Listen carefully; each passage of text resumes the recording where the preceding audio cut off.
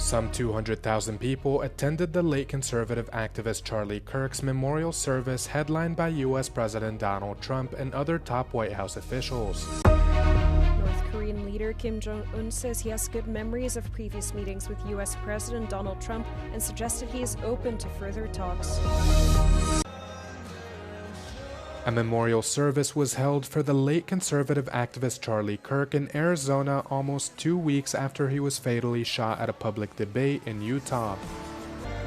The event, hosted by Kirk's organization Turning Point USA, featured a star-studded lineup of speakers, performers, and attendees. Among those was U.S. President Donald Trump, who praised Kirk and called his assassination an attack on the whole country. Charlie's murder was not just an attack on one man or one movement. It was an attack on our entire nation. That was a horrible attack on the United States of America. It was an assault on our most sacred liberties and God-given rights. The gun was pointed at him, but the bullet was aimed at all of us. Kirk's widow, Erica, also attended the event where she spoke fondly of her late husband. She also issued a direct message to the young man suspected of carrying out Kirk's killing, Tyler Robinson. My husband, Charlie, he wanted to save young men, just like the one who took his life. I forgive him because it was what Christ did and is what Charlie would do. The answer to hate is not hate. The answer we know from the gospel is love, and always love.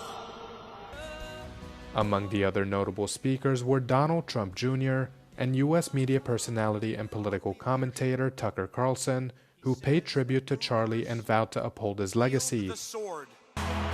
Top White House officials also attended and spoke at the event, including Vice President J.D. Vance, Secretary of State Marco Rubio, and Defense Secretary Pete Hegseth.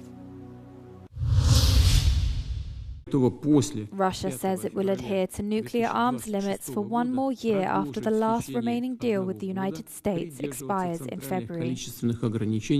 Russia's President Vladimir Putin told members of his Security Council that Moscow would expect the US to follow Russia's example and stick to the treaty's limits. The New START deal, first signed in 2010 by then-Presidents Barack Obama and Dmitry Medvedev, limits each country to no more than 1,550 deployed nuclear warheads and 700 deployed missiles and bombers. On-site inspections under the deal have been dormant since 2020. In February 2023, Putin suspended Moscow's participation in the treaty, but stopped short of withdrawing from the pact altogether. Together, the US and Russia hold 90% of the world's nuclear arsenal. The future of the New START treaty has taken on increased importance at a time when Russia's full-scale invasion of Ukraine has pushed the two countries closer to direct confrontation.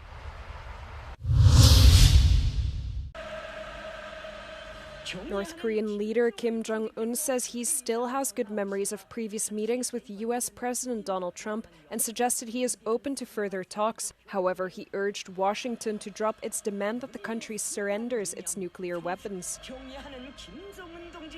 Speaking to Pyongyang's parliament on Sunday, Kim also stressed that he has no intention of ever resuming dialogue with rival South Korea.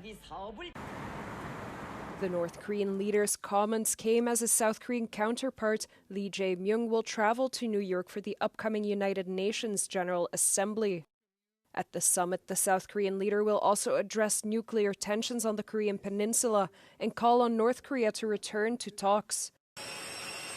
Meanwhile, Donald Trump is expected to visit South Korea next month to attend the Asia-Pacific Economic Cooperation Summit.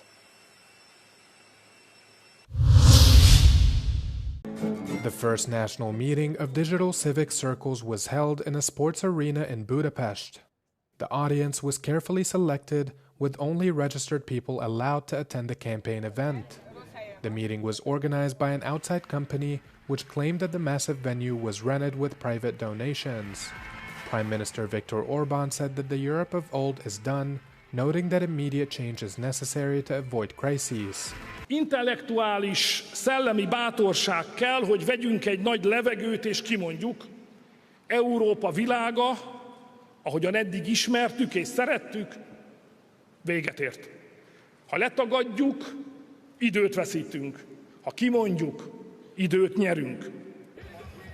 On Sunday, thousands protested in Hero Square against what they called the government's hate campaign and demanded clean and uncensored public discourse. The nonpartisan demonstration was organized by the independent theater company, Loop, to object to messages that divide everyday life, fear-mongering, and hate campaigns. Esetleg még a kormányváltás lesz most, akkor sem látom, hogy nagyon drasztikus változások lennének, mert minden magánkézből van, már valahogy mindenhol bebiztosították azt, hogy akkor is ők legyenek valamennyire kontrollban, hogyha egyébként úgy nincsenek kormányon.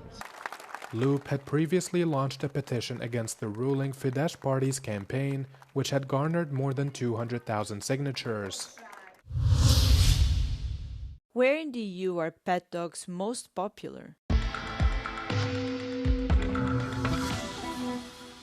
The total global dog population has been estimated at around 900 million, of which some 500 million are pet dogs, according to a recent release by the World of Stats database.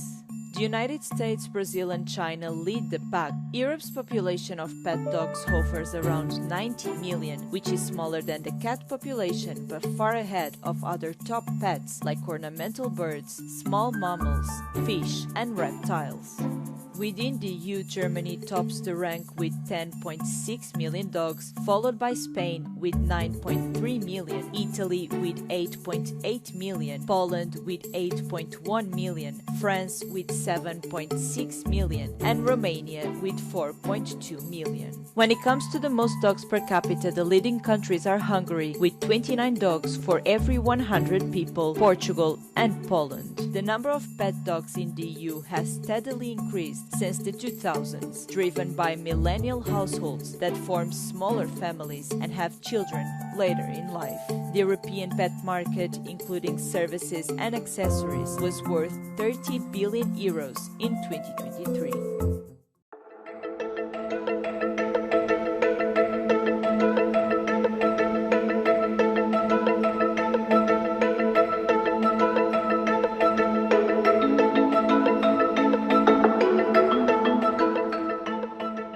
Primary goal of Robin to comfort patients during their stay in medical facilities and provide engagement, entertainment, emotional support. One of the examples is a pediatric use case where kids are admitted for a long hospital stay and they are experiencing different type of medical procedures and a lot of them are painful. So Robin is a companion that stays with them.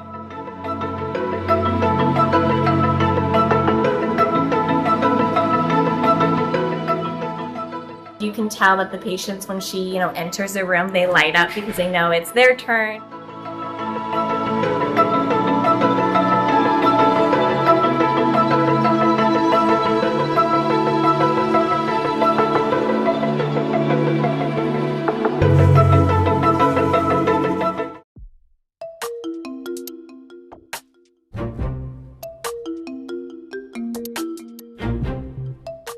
I worry less about AI taking my job. I worry more about someone that uses AI better than me that probably is more of a threat to my job.